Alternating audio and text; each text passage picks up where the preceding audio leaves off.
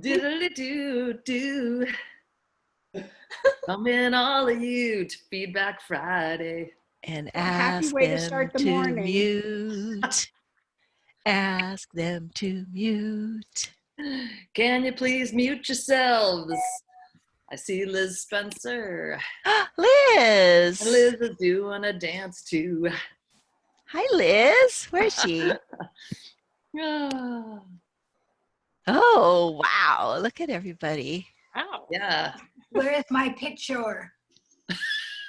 Uh-oh. What? Oh, there I am. Can I record this? We're recording it for you. Okay. Now I go. Yeah, I should stop singing just in case this comes back to bite me. It's already bitten, honey. Already recorded. You're already busted. Oh, man. Hello? Oh, so everybody mute themselves as they come on in. Am I unmuted? This is Kate. You are Nice unmuted. to see you. Oh, good. Oh, you know what we need to do too is the chat, Kathy. Just make sure. Hold on. Am I there now? Here you are. You can mute yourself, Sheila. Do you want me to mute myself? Yes, Or please. not? Yes, please. Yes, mute. Perfect. Yes, mute. Oh, it's nice to look out there and see some familiar faces. Isn't Yeah. that nice? Yeah, it Yeah. is. Catharine Ellis show. Come All on. 700 of them. 600 people for this? Really? Wow. 600. It's like a free rock concert. Yeah. Let's all get some lighters. Yeah. Well, here, we'll hold up our phones. Let's do the same thing. Like, woo! We don't have lighters anymore, but we have these. Oh, no. No, Kathy. No, you're going to have a migraine? Okay. Well, I won't have a migraine, but let's see. All right. All right, we're going to wait a few minutes and continue to let people in, but we are almost ready.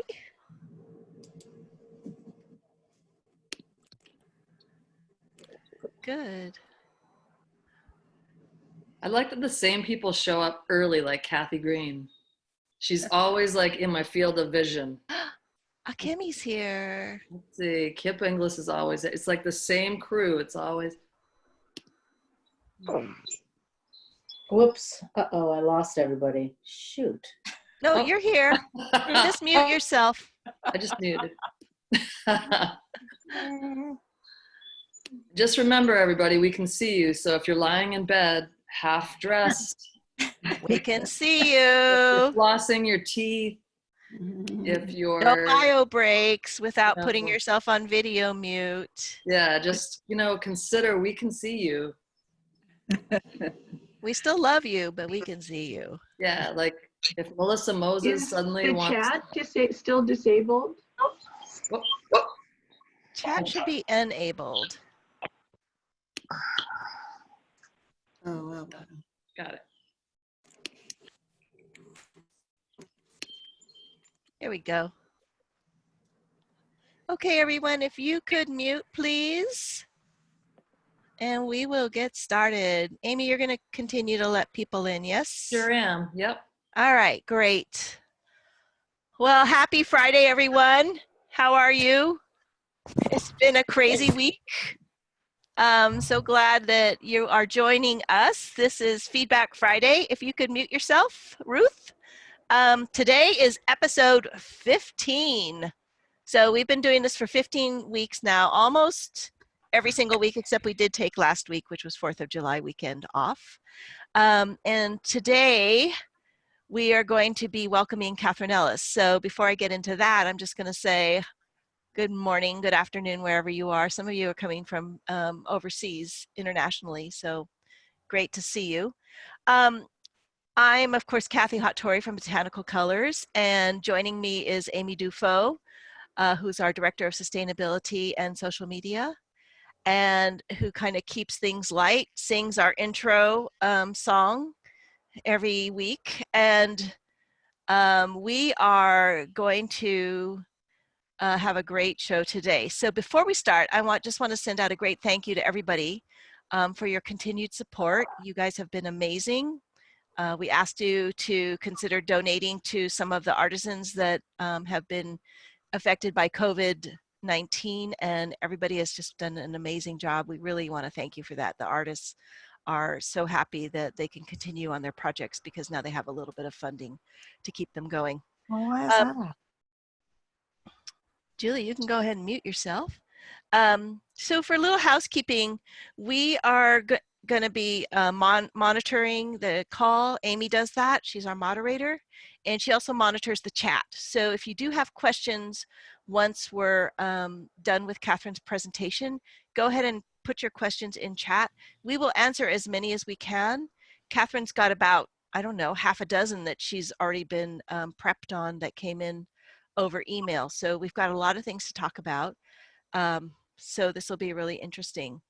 And just a reminder that I'll talk about this at the end of the class too, or the end of the presentation, is that we do have some workshops and classes with Abu Bakr Fofana that are still have openings. So if you're interested, now's the time to sign up. And with that, I'm gonna have to read this. This is such an amazing bio, but I'm really, really pleased to have Catharine Ellis join us today. For those of you who don't know, Catharine Ellis is a weaver and natural dyer, and she's also a very serious scholar of textile techniques and information, and in fact is the author of this book, which is called The Art and Science of Natural Dyes. We carry it here on the site. You can find it with other resellers as well. And I kind of judge books by the number of Post-it notes that I put in them. I love Post-it notes. Look at this. This is like, hey, there's stuff in here that I need to understand better or go over or think about. It's been really an amazing resource. Catharine, thank you, and Joy Boutrup for writing this. It answers so many questions that I've experienced but never quite knew what was going on. So it's an amazing, amazing resource if you're a serious dyer. And I would recommend it to anybody. So Catharine is also the originator of the woven shibori process, which is a way of creating weft floats in your woven structure and then pulling them as if you were doing shibori stitching, and it creates these amazing patterns. And much of her artwork is based on this technique and her explorations of doing very complicated dye, discharge, re-dye techniques using this woven shibori. It's quite beautiful. She's currently working collaboratively with the Oriole Mill in North Carolina to create specialty Jacquard fabrics, I believe based on the woven shibori. Oh, yes. Oh, yes. Yes. Yeah. And so you can buy these blanks and pull them yourself, or dye them first, pull them, re-dye them. And Catharine, maybe we can get a resource reference for you from you at the end, okay, where they could purchase that. Catharine's also on the board of the Textile Society of America, a founding member of the Southeast Fiber Educators Association. She served on the boards of Penland School of Crafts and the Center for Craft, Creativity, and Design, and she established the Western North Carolina Textile Study Group in 2012. So we're talking about someone serious here. We're gonna have a great show. And with no further ado, Catharine, I would like to, let's see, Amy, do I need to have you talk about anything before we turn it over to Catharine? Unless you want me to sing to everybody again, I think Catharine's show, not mine. All right, so Catharine, please. Okay. All right, then I will get started here. Well, before I share my screen with you, and while I can see your faces here, which is really, really nice, some familiar faces and lots of faces that I don't know. Thank you all for coming. You know, these have been interesting and challenging weeks that have now turned into months. And we never could have imagined this back in March when we all started staying home. And, you know, my heart goes out to you if you are ill or members of your family are ill. We're fine. I live in Western North Carolina. I live in the country. I get to spend a lot of time outdoors, and my studio is right here at home. And I have been able to spend these last months working and learning. And it's really given me an unexpected opportunity to focus on some things and learn some things that I may never had a chance to do, things that had been on the back burner for a long time. But with all of my traveling and teaching, it was just not possible to get some of those things done. So I'm going to share my screen with you, and we're going to look at some pictures. There, let's see, there. Can you all see that now? That's working. Okay, okay, all right. So this is my studio. This is where I work. And this was a little fritillaria that bloomed outside of my studio back in April. And I first saw this flower when I was in Scotland about 12 years ago. And I loved it so much, and I came home and I planted many, many, many bulbs, and nothing came up. And then a few years ago, I happened to be home in the springtime, and I saw one. That was it. That was all that made it. But this year I was home for the whole thing. You know, as I watched the plant come out of the ground, I watched the little buds, I watched them open up and get bigger every single day. And I thought, this is a rare treat. This is pretty wonderful to be able to be home for this and to witness this. This is my front garden, you know, out in the front of the house. I've got beds out here. Some of them are dye plants, some of them are food, vegetables, you know, and it's been quite a treat these last months to actually take care of it and pay attention to the growing cycle, much more so than I usually do every year. So the first thing I want to talk about is the blue color, indigo, of course. And I have been dyeing pretty seriously with indigo for the last dozen years. You know, I'm not counting the time 20 years ago when I kept a zinc lime vat going for a full year. But this is a 30 gallon henna vat that I have been maintaining for about 3 years. And it's still going, it's still working. It is just there all the time for me.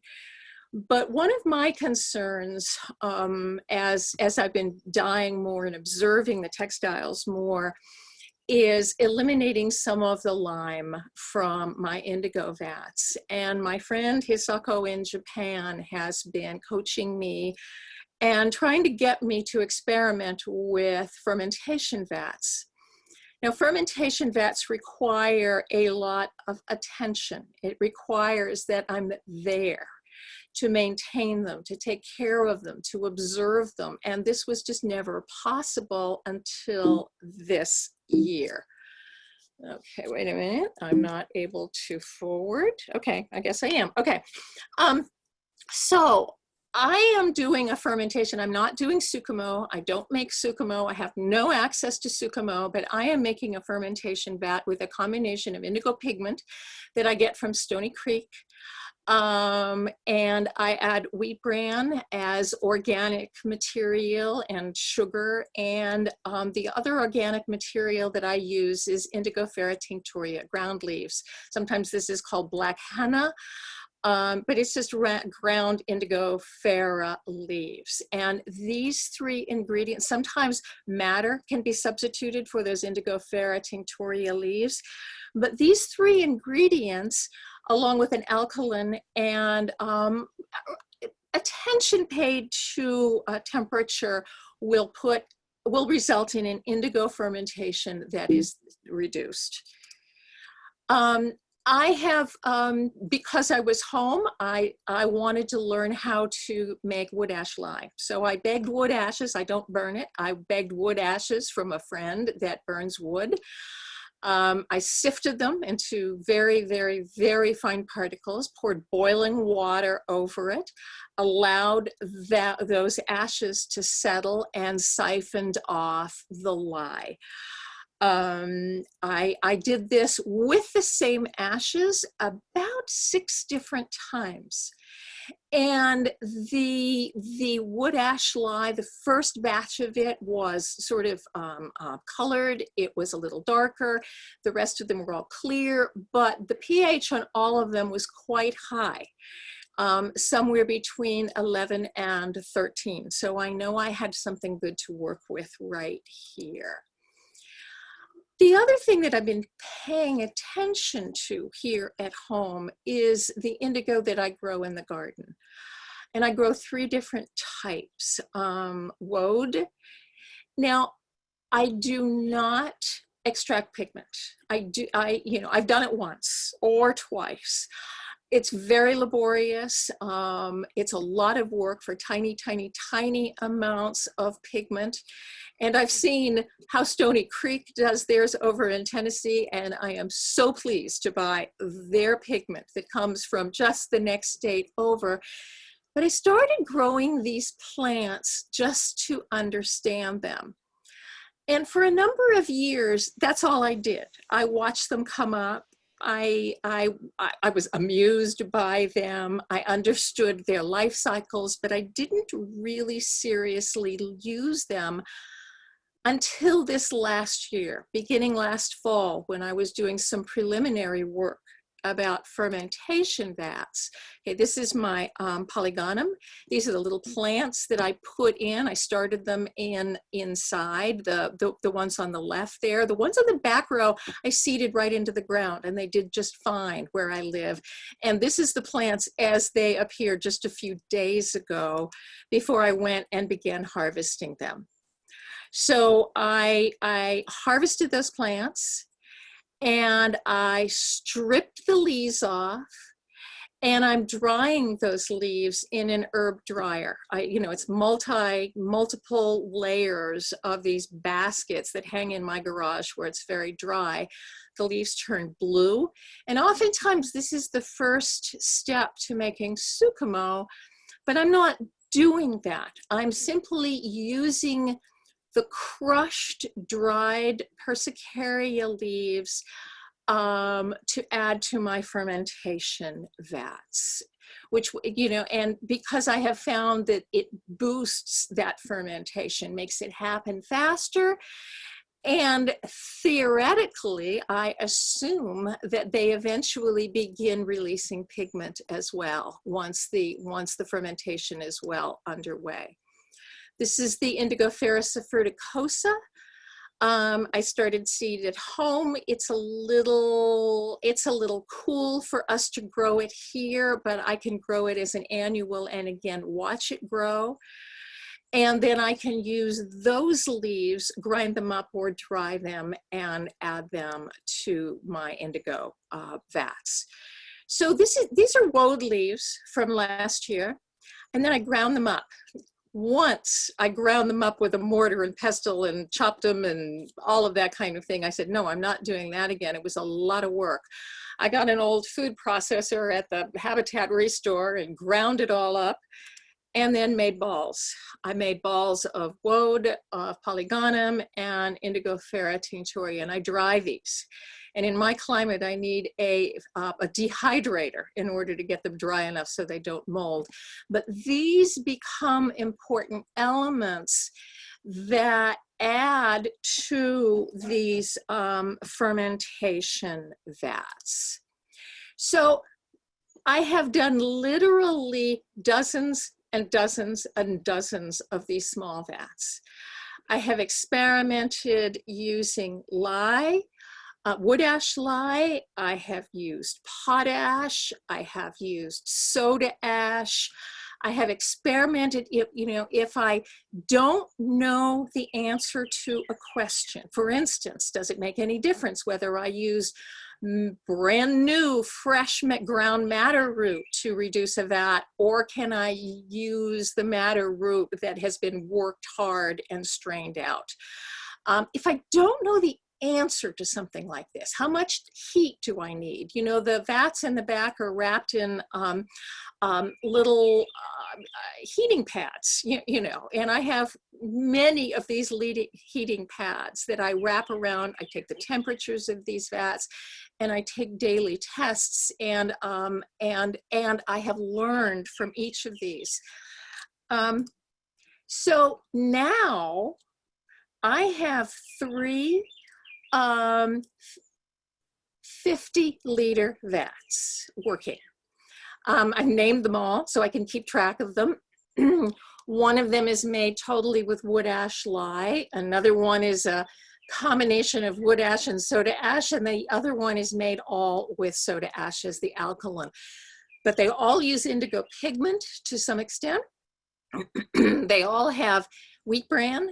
They all have ground indigo fair leaves, and they all have some form of organic material from my garden, and they are all dyeing really, really beautifully right now. In fact, I have so much indigo to dye with, I've started dyeing my clothing. I mean, this is how, because I want to make another vat, and this, I just can't make and weave fabric fast enough to keep these things busy. Some of the tools that have been really, really useful to me is one of these warm guard blankets. It's an electric, like an electric blanket. It's used for, it's a bucket warmer. It's to keep honey from crystallizing. And I plug it into this Inkbird thermostat so that I can set a high temperature, set a low temperature, and it just, it keeps things at a steady temperature. I've experimented with no heat, you know, and different types of heat, but this seems to work really well. And then of course it's, you know, I've got a lot of plant material.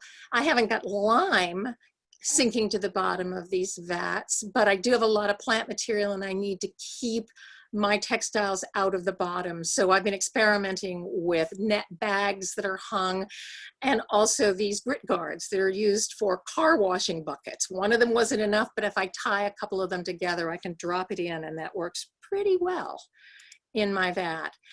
So, you know, I'm getting beautiful, beautiful, beautiful deep colors, you know, and one of the things I'm really after here is a range of color. And what I'm finding is these vats are all too strong, and I'm not getting the pale, pale, pale colors that I want. And I've tried making pale indigo vats. You can do that easily, like with a sugar vat, but when working with fermentation, the pale ones become unstable in the large form. I can keep them going in a small jar, but not in a large vat. So the advice I've been given is that I need to just keep using these vats and wait until they get weak, and then I can get my pale, pale colors. So that's why I'm having to dye a lot these days. So this is the kind of testing I do. This notebook is absolutely chock-a-block full with tests like this, where I, you know, I look every single day at what these vats are doing, what their temperature is, what their pH is, what kind of color I'm getting. And once I've learned a lesson from a vat, I'm okay to get rid of that vat. I can't keep them all forever. And what I do is I'll just add it to one of the big vats, just add it right in. But each of these vats has taught me a lesson here. So this is some of the work that I've done. You know, this is a piece that was quite large. Actually, it's about 90 inches tall. This one was woven at the Oriole Mill for me on a Jacquard loom. It took a lot of the pressure off of me to weave on my small loom. So, and it was dyed in indigo. This is a series I'm working on and will probably be working on for a very, very, very long time as I explore the different vats, the different depths of shade, and working with narrow panels and warp-based shibori. So let's just jump into yellow quickly here. one of the things I'm asked about a lot is weld. And I've been growing weld seriously and using it for the last 10 or 12 years. I bought a packet of seeds once, and now I have a 4 by 8 foot bed. This is my weld bed. And this has been producing enough weld for me to use and to share with classes for the last 10 years. Last fall, what you see are the larger plants on the left. The larger ones are the volunteers that came up when the plant seeded itself. The others are seeds that I planted in the garden, that I planted. And I put the bed away for the winter and covered it with straw, but the plants were well established for the winter. This is what it looked like a couple weeks ago when I harvested. These plants are taller than me. I'm waiting for that point at which I know it's gone to seed, because I want to collect seed, and I also am hopeful that it will reseed itself to some extent. I plant these individual plants very close together, and it encourages a lot of good vertical growth because it's the flowers and the leaves that you're wanting right here. So I go out there and I just cut these down, and then I carry them to the back and bundle them up in small bundles and hang them in my garage, my dry garage, and let them hang there until they dry. And this will take probably 3 weeks or so. Then I go back out to the garden, and this is what I have. These are all of the stems left over from the cutting. And at first I was tempted, because I could see little plants growing up from them. I was tempted to just leave them there and let them all grow up. But I don't do that anymore. It doesn't produce nice plants. I pull them all up, pull up those tap roots. They're really easy to just loosen and yank on, pull the tap roots up so that I can start again. Some of those seeds will volunteer, and then I'll be sure that I cast some more seed in there later in the summer. Okay. Once my plants are dry, I pull them out of the garage and I strip them. I strip the leaves and I strip the flowers. Those big old stems don't have a lot of dye, and they got composted. But because I do this in the gravel outside of my studio, I get lots and lots of volunteers in that gravel. And, you know, we have to park around those areas because weld takes and grows pretty easily almost anywhere. So I always get a good crop of driveway weld. Wait a minute. Okay. All right. But the other thing is collecting seed. When I hang my plants to dry, I put a plastic mat down underneath them to collect that seed. I'll shake the plants a little bit, but you'd be amazed at how much seed just falls out of those flowers. And then I sweep it all up and sieve it, put all of those sweepings through a sieve that's large enough to let the seeds go through and collect those seeds. And I share those seeds with anybody that wants them. So, I'm going to have a really, really good crop this year, I know.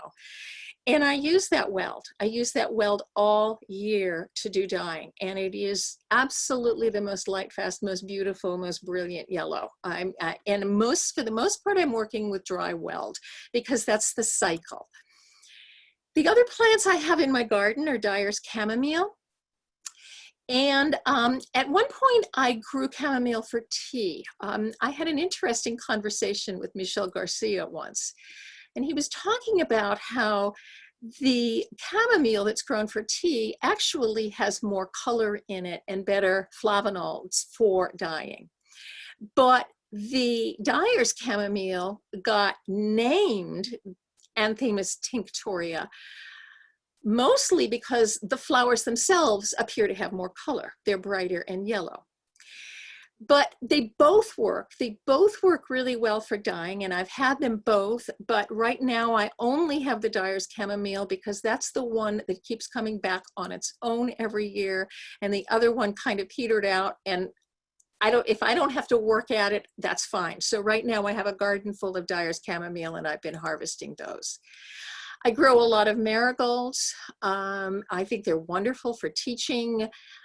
They're fun to pick every morning.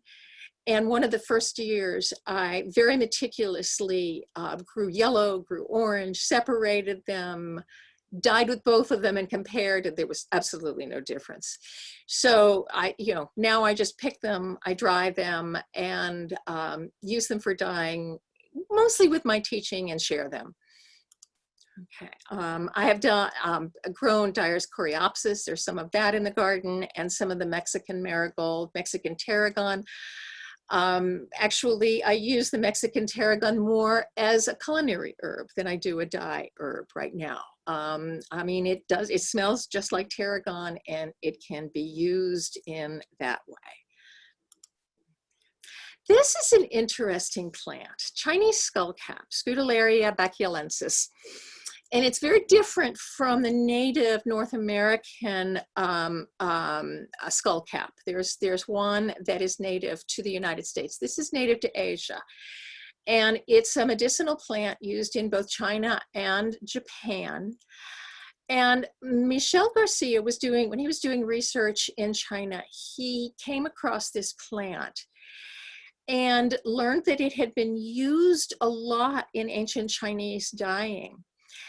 And what's unusual about it is that the root is a flavonoid. Usually roots are anthraquinones, but this is most definitely a flavonoid, and it is a very, very light, fast, beautiful yellow flavonoid. And I grow it to understand it. Yes, I have used it, but when I use it, I have mostly purchased ground skullcap plants that are used medicinally. But it's really nice to have it there, to see it, and to witness everything that it does. Okay, and this is my broom, which is right outside of my weaving studio. I had a great crop this year. First year, I planted Scotch broom, which I thought was a dye plant because there was a book that said that Scotch broom was a dye plant. Well, it wasn't. And I pulled that out, and then finally, I bought several plants of the Dyer's broom, got that established, and it took several years. And now I have huge bushes. I can cut them back significantly. It doesn't grow from seed very well. The best way to grow it is from cuttings. If you can find somebody with cuttings, or buy rootstock, buy small plants, but no luck at all planting it from seed. Okay. And the last couple of years, I've had enough of this to harvest big branches, dry them, and then pull off the leaves and the flowers and keep those for dyeing year round. So an interesting thing, and I recently did a blog post about this because I thought this was worth sharing. I observed something very interesting with my broom. Usually I use, with my yellows, I'm using dry plants, and in particular the weld.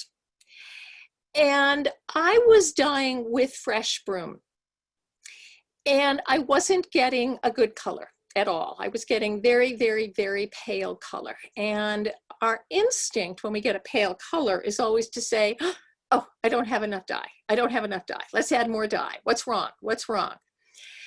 Well, it has to do with the fact that a lot of these fresh plants are very acidic. And in these acidic environments, the bond between the mordant and the dye isn't able to be made. And as soon as I added chalk, I have very acid water here. There's no limestone where I live. If you have limestone, you've got plenty of chalk in your water. So as soon as I added chalk to this dye bath, the color became absolutely brilliant. And it caused me to think about last summer when Joy and I were teaching at Penland School of Crafts, and someone in that class was wanting to dye with only fresh plants. And she comes from a place where she has a lot of chalk in her water, so she never had any challenges. But in the mountains here, we don't have that. So she was having a great deal of trouble getting the brilliant, brilliant colors. And Joy, of course, knew exactly what was wrong. She understood that these plants were acidic and that if we added chalk to them, we could neutralize the dye bath just enough to get the colors to adhere. So I gathered things that were just in my yard. You know, I didn't travel to get any of these. Are all fresh plants right here that I worked with. Oh, wait a minute, we're going the wrong way. Okay. And I observed some really, really interesting things that in every single case, chalk made a huge difference on both wool and cotton. And except with the dried weld.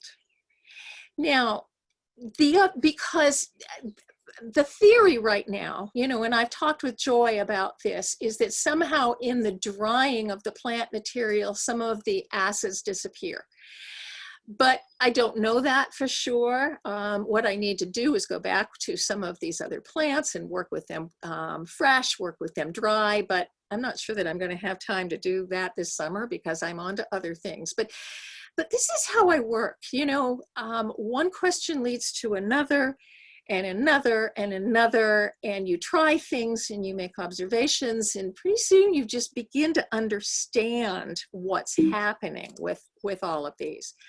So here's the fresh weld on top, the dried weld on the bottom, with chalk and without chalk. And the fresh, it's just huge, the difference. It's just, I was rather shocked myself at the difference right here. Okay. Yeah, wait a minute, I'm going. Okay, so a lot of times we want to use local plants. We want to pick things fresh and use them. And a lot of times we get this kind of palette on the left. You know, everything is pale, everything is kind of beigey. But when chalk was added to all of those same dye plants, we get a palette like the one on the right that's brilliant, brilliant yellow. So I would just encourage you to try some of these things if you're working with local plants. This is one of the pieces that I have done related to that garden series. This is Jacquard woven Shibori done at the mill, all dyed in weld. This is weld, dried weld from my garden with various mordants. So this is a combination of mordant printing or mordant application onto the Shibori and a single dye bath in weld. And just to give you some context for that and the size of it, this was an exhibition that Catharine Bremley and I put together at Penland last summer, Further Evidence, the Art of Natural Dyes. It's sort of it was a commentary on the fact that today, right now, 2019, 2020, there's a lot more evidence for what we're doing in the field of natural dyes. Though many of us started this whole process even 30 and 40 years ago when we didn't know very much at all. Okay, this is another piece that I have done in the last few months and, you know, at home. This is another of the narrow panel pieces. Each one of these this is linen, this is cotton, and each one of these has been dyed with a plant from my own garden. This is indigo plus a plant from my own garden. and red. I'll speak very briefly of red. Yes, I have a madder bed as well. And I have one Rubia cordifolia plant that I got, and it came back this year. So I'm thrilled. It's a really, really tall vine, and it's climbing up the fence, and I'm just going to watch it. I'm just going to learn from it. But the Rubia tinctoria bed I have been using seriously. I have grown ladies' bed straw because I wanted to understand it. And the photo on the right is a pencil next to those tiny, tiny, tiny little roots. You got to grow a lot of that to get any color. So I harvest my madder roots about every 5 years, dig them up. What I'm doing right now is I'm digging up the large roots, leaving the small ones, and just refeeding that bed, putting in lots of organic material and calcium, and then just I allow it to keep growing. But I pull up the large roots, I wash them, you know, you pull these roots up and, you know, break them, and you see them oxidize and turn deep red right in front of your eyes. It's really quite amazing. The roots have to be dried, and it's a lot easier to do some grinding of the roots before the roots are dry. But I have, you know, finally invested in a grinder to grind my dry roots up into a fine powder for dyeing. And these are the colors that I get from my own madder root. So when I was doing some testing for a piece last year, I was comparing different madders and madder sources with mordant printing. And when madder is combined with, or when alizarin anyway, is combined with iron, you can get these wonderful, wonderful purple colors. And what I learned, see, you don't get it with the Indian Rubia cordifolia, no purples on the bottom because that doesn't contain alizarin. But I was really, really pleased to see that my own madder from my garden gave me better purples and better colors than anything that I could buy. And I tried a lot of different roots. So this was part of that same series that I did for the exhibition at Penland. This is the madder piece. Again, it's various mordants and a single dye bath. And this is what I've been working on these last months. This is like these are like test samples, but all pulled together. You know, a single dye, all madder and various mordants in this piece. So the last thing I want to talk about very briefly is being objective about what it is you have and the dyes you have. These were the tests from my fresh dye series, which I did Lightfastness tests on. What I do is I put them up in the window, I cover half of them. In the case of flavanols, yellows, which is the least light fast of a lot of the dyes, I did only 2 weeks. A lot of things I will do 3 full weeks of direct sun. And then this was the result after that. And you can see in some cases, like the chamomile and chalk on the bottom, the color, a lot of the brilliant yellow, the brightness goes away and the tannins develop. In the sun, the tannins develop, and sometimes it even looks like some of these colors get darker. But I'm pretty stringent about being objective about what it is that I have, because if a dye doesn't hold up for me to light and washing, then it's not worth working with. It's just too much work. But I've been doing, this is another thing I finally found time to go back to, in doing some explorations of other dyes that I know are fugitive, such as Brazil wood, and trying to match that color exactly using very light fast dyes, such as cochineal and madder. So what you've got on the left is both of those dyes right after dyeing, and then you've got them on the right after sun exposure. Same thing with logwood And then I was able to come pretty close to the logwood color with a combination of indigo and cochineal. And then what I want to explore is actually doing some weavings that use both these fast and fugitive dyes and exposing them to light, and so that patterns are able to appear as the color disappears. So I sat in on one of these Feedback Fridays a few weeks ago, and Kathy was answering questions. And one of the questions was about keeping samples and how do you do that? And I've been described as the queen of samples. So these are my notebooks from the last few years.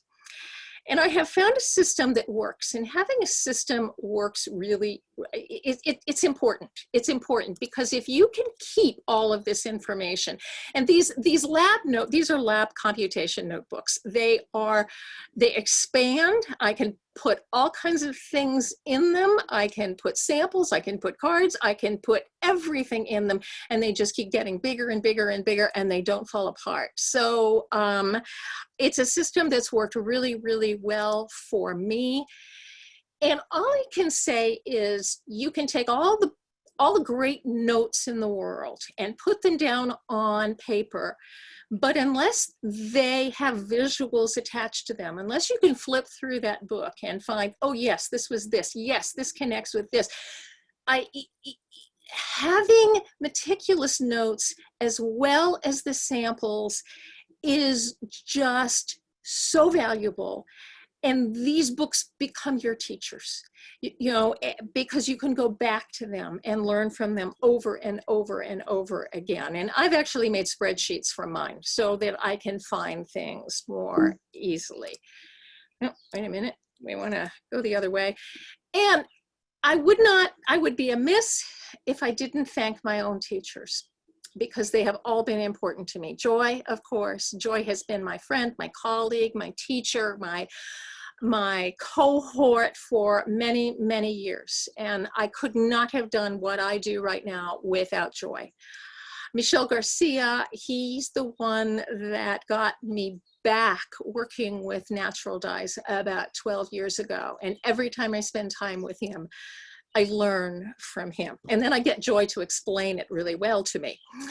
And then Hisako Sumi is my colleague and friend from Japan. And she is the person who has been coaching me with my indigo fermentation vats. And she is organizing an indigo symposium in Japan for September. I was supposed to go there. Instead, I'm having to learn how to put together a video.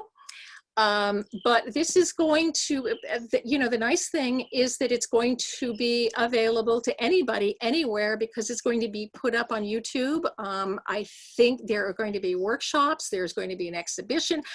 I'm not quite sure.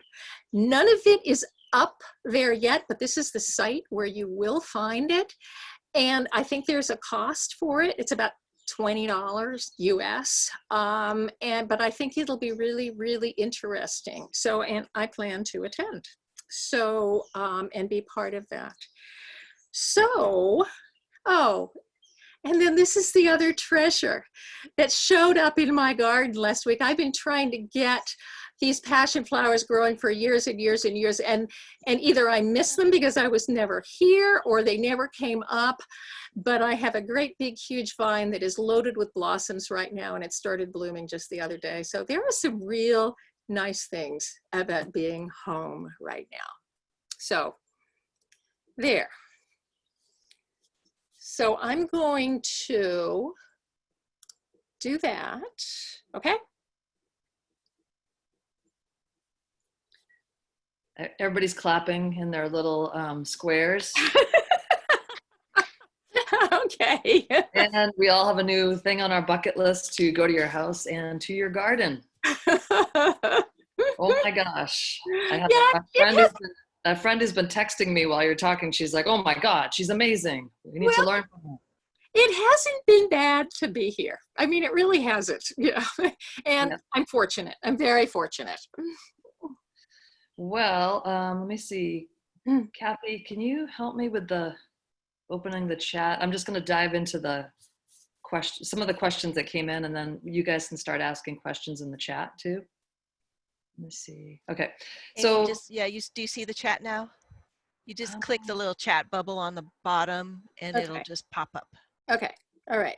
It seems to be disabled for me. yeah. Let me see. Disabled? Oh, hold on. Everyone. Everyone in waiting room. Somebody say Everyone hi. publicly. There we Yeah. go. Okay. Everyone Okay. can I'm chat. not gonna look. I'm gonna go to this. Okay. So Catherine.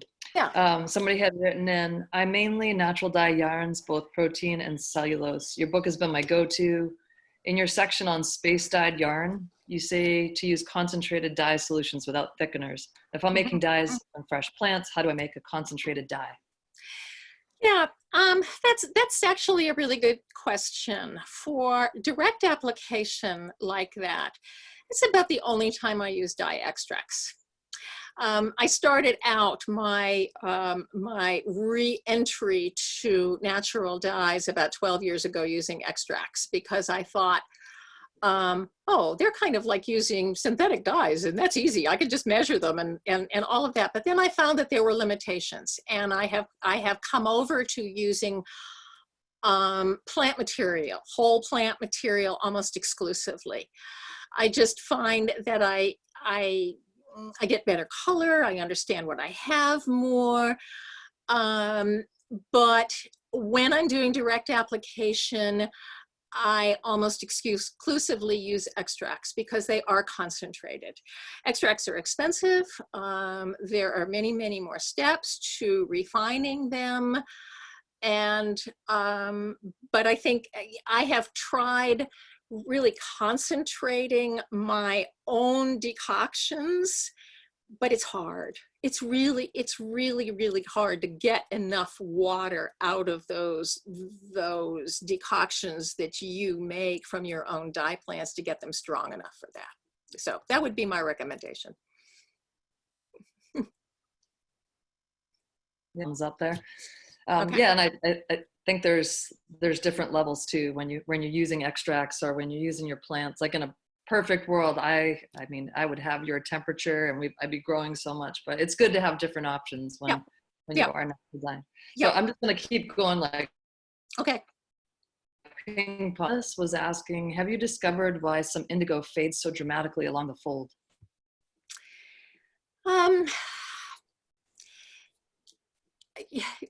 I've been working on this. I've been working on this. I think it's a combination. I think it's a combination of things. One of it is finishing.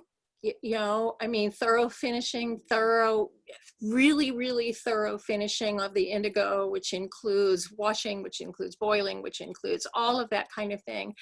But the other part of it that I suspect is the high amounts of lime that are used in some of the quick reduction vats.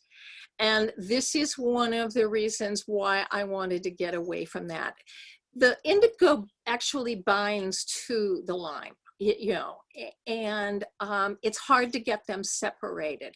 I don't know all of this for a fact. This is guessing. You know, indigo is going to fade. All colors are going to fade. You know, and lighter shades of indigo will fade a whole lot more than darker shades of indigo. I mean, that's the case with any color. Light shades always are less light fast than darker shades, and darker shades are dramatically more light fast. But I think it's a combination of lime. I think it's a combination of finishing and also the depth of shade. Good to know. I have a couple friends that are so excited to now hear your answer about that. So here's another one that came in. I often use indigo as a base for overdying my fabric. What is your opinion regarding mordant use before or after the indigo dyeing step? I use a sugar vat or ferrous vat for indigo. I think it's always best to do the indigo dyeing first and then mordant and then dye with your other dyes. That's not the way I grew up doing it. You know, I grew up making beautiful yellows and then over dyeing with indigo, thinking that's the way I could control my colors. And then I got tired of watching all of those bright, brilliant greens just go away. They just went away because the alkalinity of the indigo vat does some damage to the mordant. I heard Michelle say this once, and I don't just take his word for it. I went home and I did many tests. And yes, the alkalinity of the vat does damage the mordant, which means that some of your mordant goes away, which means some of your dye goes away. And if you've learned to do it the other way, dyeing your yellows first and then indigo, it'll take a little bit of getting used to dye the indigo first, but it doesn't take long to get used to it. And it's actually a lovely way to work, making those blues, making those various shades of blue, and then coming in and mordanting and dye. Okay. So does passion vine provide a color? No, but it's beautiful. Neither does the fritillaria. Really It's just for beautiful. Do I need to scour and mordant my paper for eco printing? I'm using watercolor and printing papers. Okay, I don't dye paper, and I don't dye it, but think about it. Think about what a paper is, why you scour. You scour a textile to get rid of spinning oils, to get rid of sizing, to get rid of all of those things. Does your paper have sizing? Does your paper have spinning oils? Does your paper have dirt? Does your paper have all of that? Likely not, unless, unless you've applied those or bought paper that has sizing on it. So that's probably another thing to think about. I also know very, very little about eco printing, so hesitate to answer any questions about that.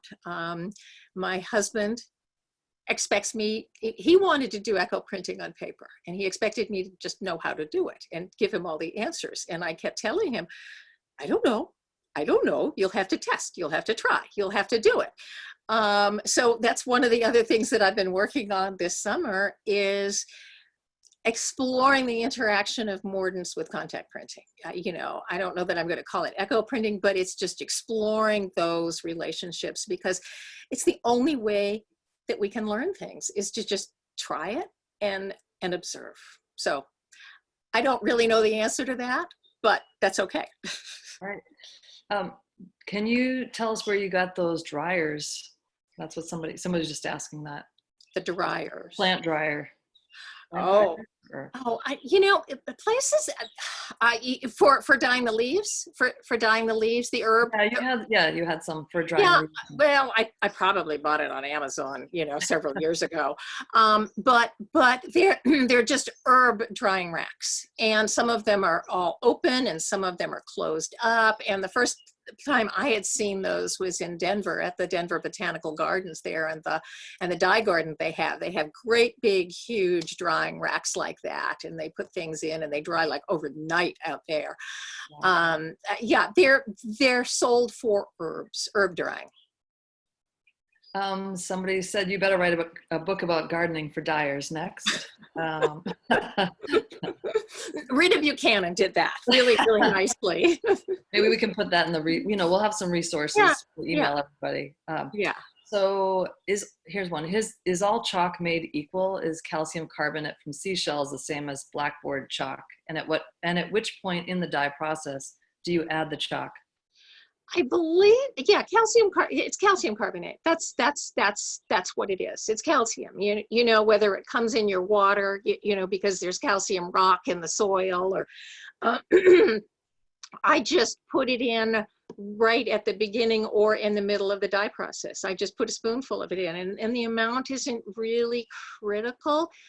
It changes the look of the dye bath. It becomes opaque and kind of murky looking rather than transparent, but it doesn't affect anything. If you get too much, it just sinks to the bottom.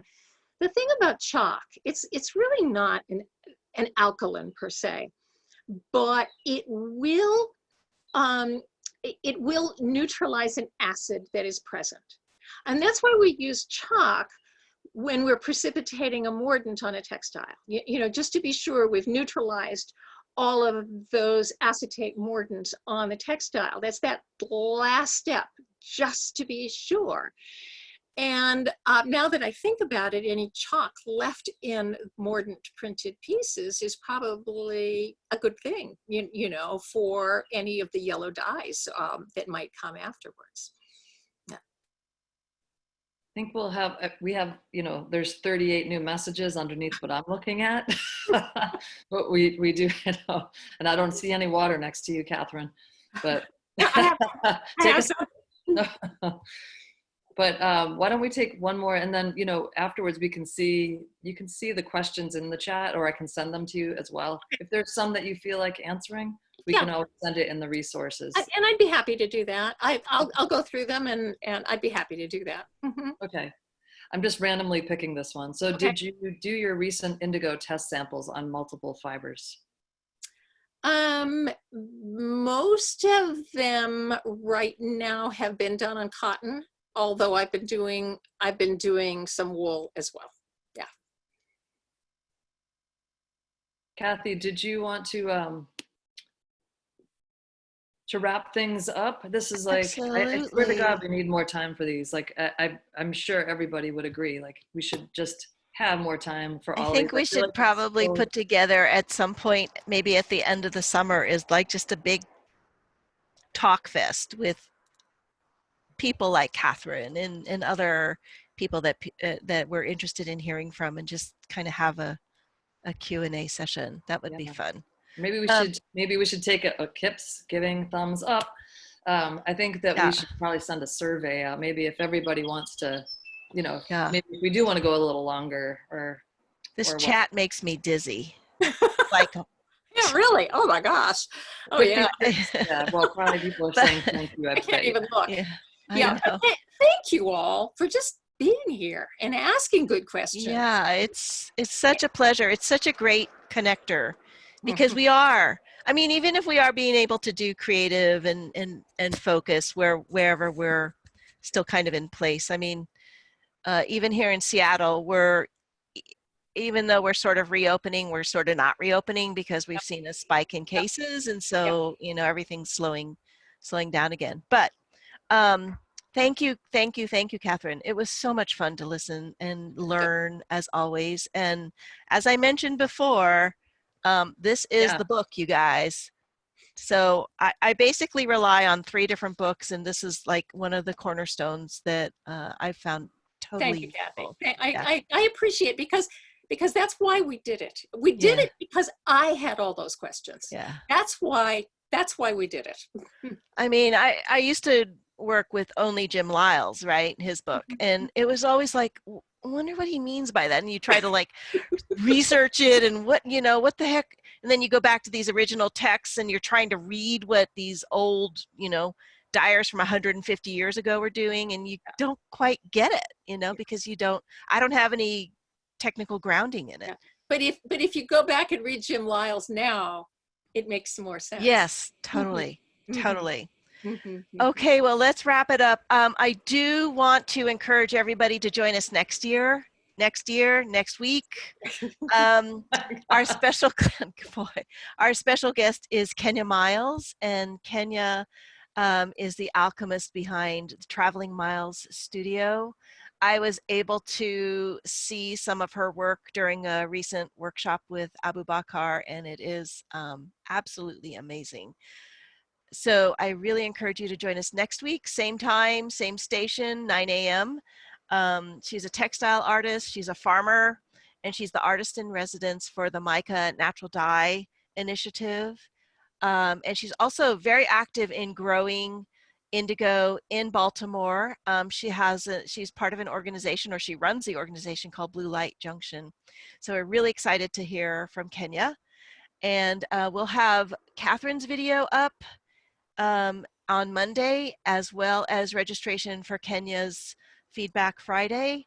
Also in the email that we'll send around to everybody and post on botanicalcolors.com, there'll be informational links, resource links, and if Catherine gets questions that she's answered, those will be there as well.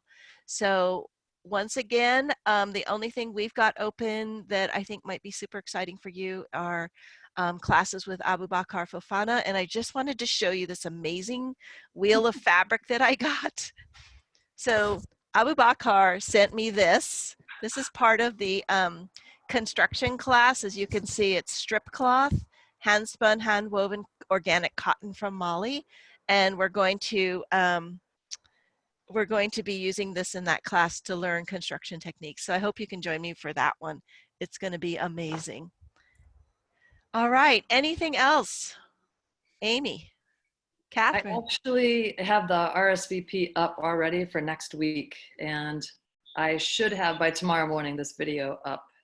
So we'll add on to for the resources though, but yes, so because people are asking right now about how they can RSVP for next week, but you can just go to our blog and RSVP there. All right. Okay. Thank you, everyone. Thank you, Catherine. Thank you. Let's unmute so people can say goodbye. Okay. Thank Thank you. Thank you. Catherine. That was wonderful. Thank you so much. Right? Look at all of you. Hi, Kim. Bye. Megan. De yo había 600. Thank you.